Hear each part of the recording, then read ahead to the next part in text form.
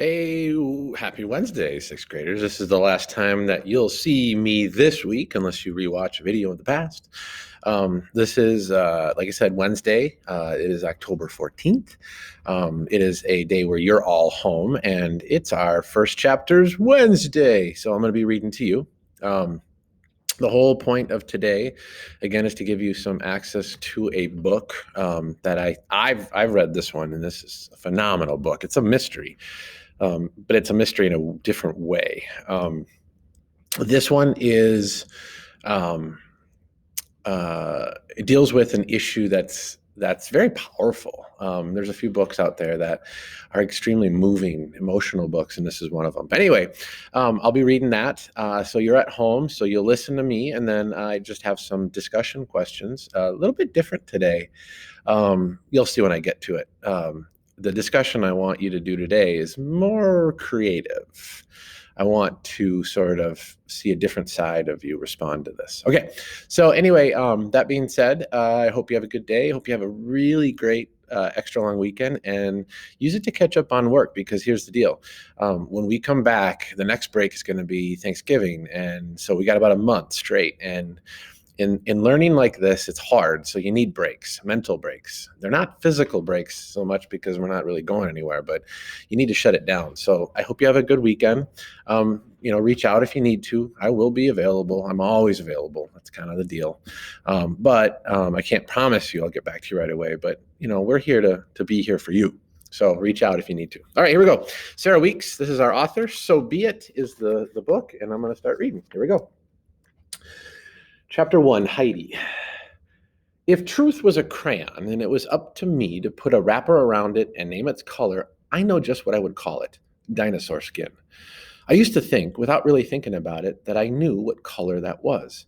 But that was a long time ago, before I knew what I know about both dinosaur skin and the truth. The fact is, you can't tell squat about the color of an animal just from looking at its bones, so nobody knows for sure what color dinosaurs really were. For years, I looked at pictures of them, trusting that whoever was in charge of coloring them in was doing it based on scientific fact. But the truth is, they were only guessing. I realized that one afternoon, sitting in the front seat of Sheriff Roy Franklin's squad car, the fall before I turned 13. Another thing I found out right about that same time is that not knowing something doesn't mean you're stupid. All it means is that there's still room left to wonder. For instance, about dinosaurs. Were they the same color or as the sky in the morning I set off for liberty? Or were they maybe the same shade of brown as the dust my shoes kicked up on the driveway at Hilltop Home?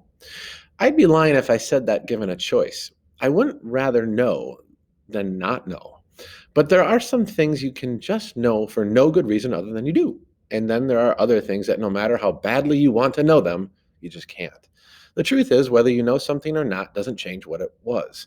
If dinosaurs were blue, they were blue. If they were brown, they were brown, whether anybody knows it for a fact or not. Hey, real quick, this is the first really short chapter, and the whole first chapter is really the narrator saying, I found something out. And that's what she's kind of saying there through this weird dinosaur skin thing. This character has discovered something. It's a mystery in her life, and it's kind of a big one. And so this first chapter is her basically saying, I found out this really powerful thing, and it's changed how I view the world. So it's really teasing that sort of mystery. All right, here we go. Chapter 2. Dette. D-E-T-T-E. One thing I know for a fact from the time I knew anything at all was that I didn't have a father. What I had was Mama and Bernadette. And as far as I was concerned, that was plenty. Bernadette started off being the next door neighbor, but that didn't last for very long. My mother loved me in her own special way, but she couldn't take care of me herself because of her bum brain. Bernie once explained it to me by comparing Mama to a broken machine. All the basic parts are there, Heidi. That's her main character. And from the outside, she looks like she should work just fine, but inside there are a lot of mysterious little pieces busted or bent or missing altogether, and without them, her machine doesn't run quite right. And it never would. Bernadette understood about Mama. She knew how to talk to her and how to teach her things. The trick with Mama was to do things over and over the exact same way every single time until she got it. That's how Bernadette taught Mama to use the electric can opener. Every day for weeks, she brought over the cat food cans and opened them in front of Mama. "Watch me, precious," she'd say. "Lift up, put the can under, press down, listen to the hum, done." Pretty soon, Mama was saying the words along with her. Well, not all of them, but she'd nod her head and say, "Done," when that part came. And after a while, Bernadette let Mama try it herself. At first, she couldn't remember what to do. She got the order all mixed up. But Bernie kept working with her and talking softly to her. And finally, one day, Mama opened a can all by herself. Done. I don't know who was happier about it, Bernadette or Mama. After that, Mama opened cans all the time. Soup and cat food and tuna fish, any kind of cans. In fact, we had to keep them hidden up high or over at Bernadette's because if Mama saw a can, she opened it, whether you happened to need what was inside right then or not. Bernadette's apartment was right next to ours, and in the olden days, when the building was first built, the rooms were probably all joined together as one big apartment. That's why there was a connecting door between us. The door meant that when Bernadette came over, she didn't actually have to leave her apartment, which was a lucky thing for Mama and me because of Bernadette's AP. When she first explained it to me, I thought she said she had angoraphobia. I looked it up in MBF, man's best friend, which is what we call the big Webster's dictionary we kept on the coffee table in the living room.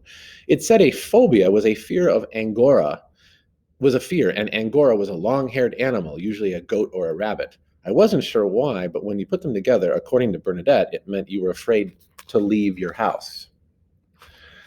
Later on, I learned that what Bernie had was actually called agoraphobia, not angoraphobia.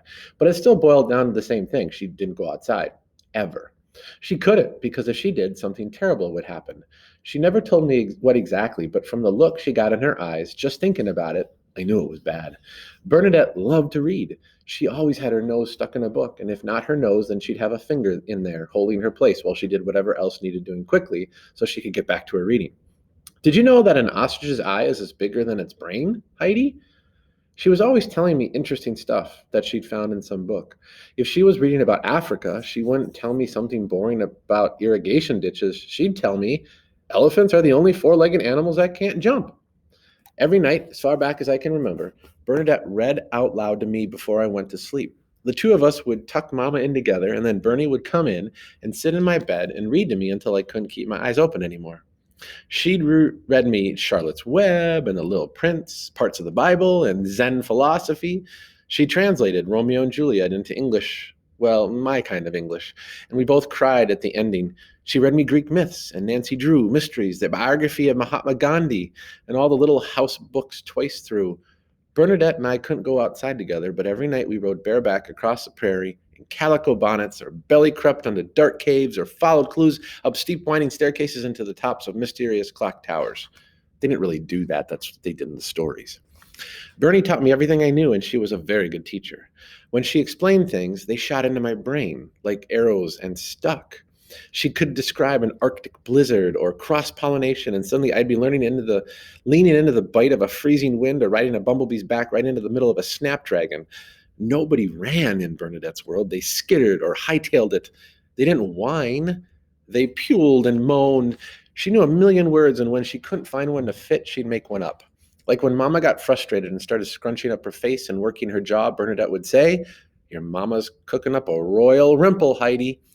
A royal rimple sounded like some kind of fancy pudding to me, but Mama cooked them up on a pretty regular basis, and believe me, hers didn't come with whipped cream and a cherry on top. Usually they happened when Bernadette was trying to teach her something new. Some things Mama could learn, like how to open cans, but there were some things that no matter how hard Bernadette tried, Mama just couldn't get, like how to tie her shoes. So if you guys understand what's going on here, this girl, 13, has a mother who's cognitively disabled. She's handicapped.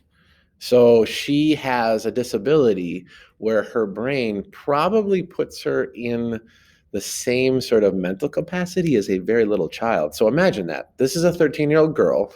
We hear her voice. So she's really like kind of like an average kid, has a mother who's supposed to be an adult who has the mind of a little kid who can't learn to tie their shoes. And then Bernadette is this neighbor who comes over and helps out. She has a fear of going outside. This is a really interesting group of three characters. Right over left, snake in the tunnel, pull tight, make loops, right over left, snake in the tunnel, pull tight, done. I must have heard Bernadette say that a million times. In fact, I still hear her voice in my head saying those very words every time I tie my own shoes, because that's the way she taught me. But Mama couldn't get it. After a few tries, she started banging her head on the table, shouting, "Done, done, done!" And she wouldn't stop until Bernadette finally bent down and tied her shoes for her. Bernadette was not what you call a quitter, but she understood that some things were just too hard for Mama. That's why when she ordered shoes for her from a catalog, she always got the slip-on kind. I loved my mother, and I know she loved me too. But if we hadn't had Bernadette, we'd have been in big trouble. Mama didn't know things. She didn't understand numbers at all. She couldn't tell time or use money or the telephone. She only knew one color, blue, and although she could recognize a few letters, A and S, and sometimes H, she couldn't read, not even her own name. Bernadette taught me how to read and write because when I was 5, she taught me how to read and write when I was 5. She said I took it to it like a duck, which I remember thinking was a strange expression. I never heard of a duck that could read. But then she would have me, I would have, if she would have had me believe there was such a duck, I would have believed her without hesitation. As far as I was concerned, she knew everything there was to know. But that was before I left Reno in search of a 4-letter word and discovered along the way that people only know what they know and nothing more than that. So to tempt you, this book then, literally this girl doesn't know where her mom comes from. So she doesn't know where she comes from. So this is Heidi's journey in this book, is to go find out the story of how her mom came to be and how she came to be. Phenomenal story. Again, it's a mystery. So like at this point, you just heard her say she leaves Reno and then goes on a journey. It's a cool, awesome story. So anyway, look at the discussion question, and I can't wait to read some of your creative writing about it. All right, take care, everyone. Have a safe, awesome break.